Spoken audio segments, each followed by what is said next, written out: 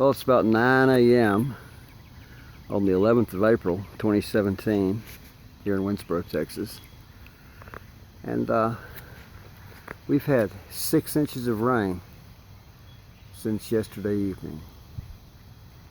Began about, somewhere around 6 o'clock in the evening, I think. We've had 6 inches. And curiously, Passover began at sundown.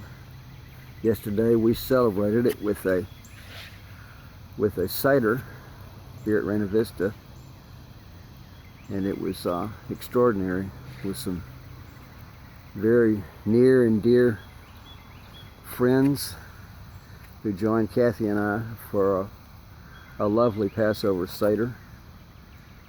I made an observation yesterday on Facebook.